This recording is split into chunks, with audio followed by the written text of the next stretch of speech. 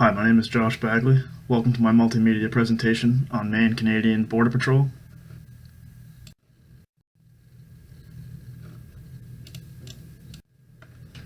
In total, there are 24 places to cross the border between Maine and Canada.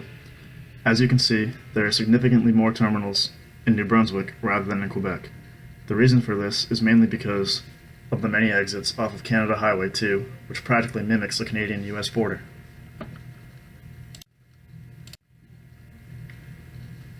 Maine shares a 611-mile border with Canada. The two Canadian provinces surrounding Maine are Quebec to our west and New Brunswick to our east. Some of these border crossings rank in the top of the United States as some of the heaviest traffic flow in the country.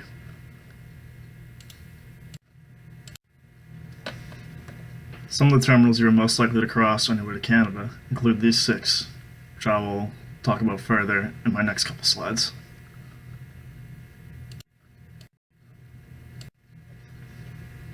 The Edmonton-Madawaska Bridge is a heavily used border crossing that connects Maine to Canada Highway 2. It ranks in the top 25% of all U.S. and Canadian crossings, but the bridge is well past its prime and does not handle the flow of commercial traffic very well. Holton-Richmond Corner is also a major border crossing, with traffic volume that also ranks in the top 25% of the two countries. This is a major port mainly because it connects northernmost terminals of U.S. Interstate 95, which runs from Florida to Maine, and I'm sure most of you have driven on the way up to Orono.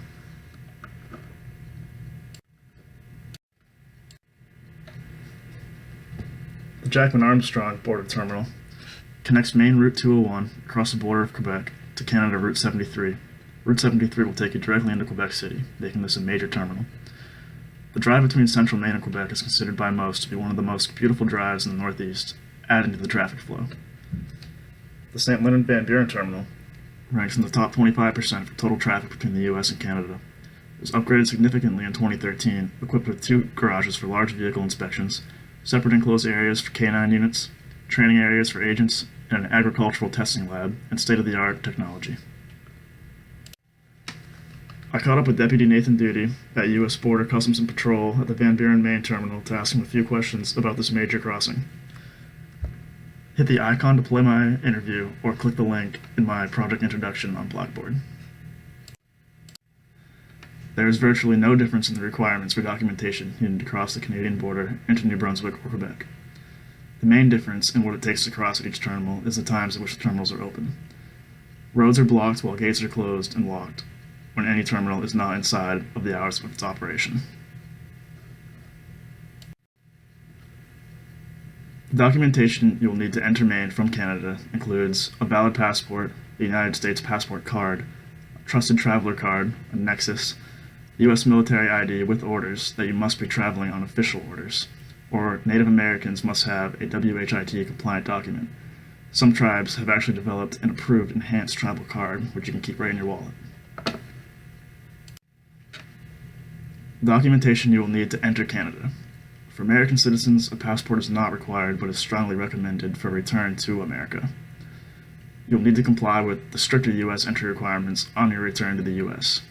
For Canadian citizens returning to Canada, a passport is strongly recommended by the Canadian Border Services Agency, otherwise you'll need to prove your citizenship with a photo identification card.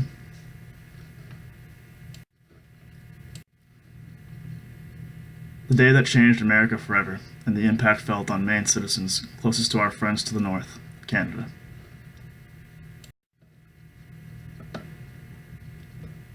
Prior to the heightened border security, the Maine-Canadian border was no more than a line drawn on a map, rather than a barrier. Border agents from both countries often simply waved through the familiar faces they saw frequently crossing the international boundary. Aroostook County residents attended churches in New Brunswick, Canadians came across for cheaper gas prices in Maine, and socializing with friends and family on the other side of the border was routine and hassle-free. The reason why?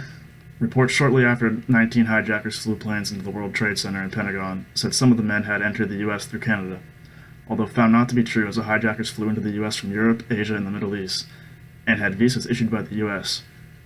There have been reports since that terrorist cells have attempted to enter the U.S. through Canada and work to better secure the border was soon underway.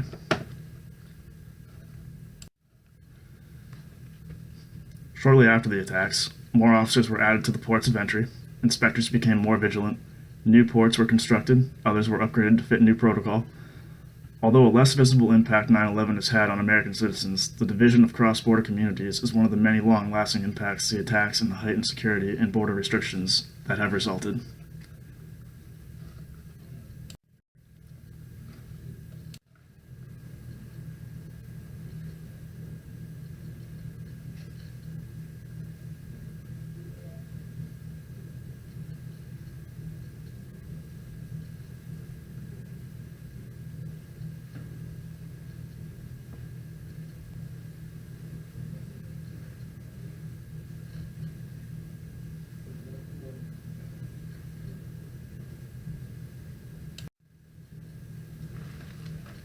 For Jessica McIntyre of Caribou, the new passport requirements mean an end to childhood rituals.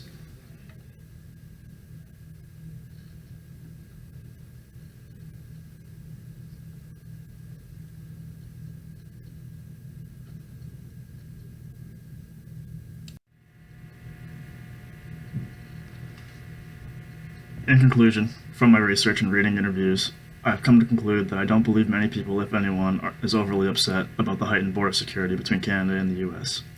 I got the feel that mainly people miss the old days when crossing the border was more fluid and smooth. We know it is not because we are scared, but for our own general well-being and protection, in hopes another event with the magnitude of what happened on 9/11/2001 never happens again.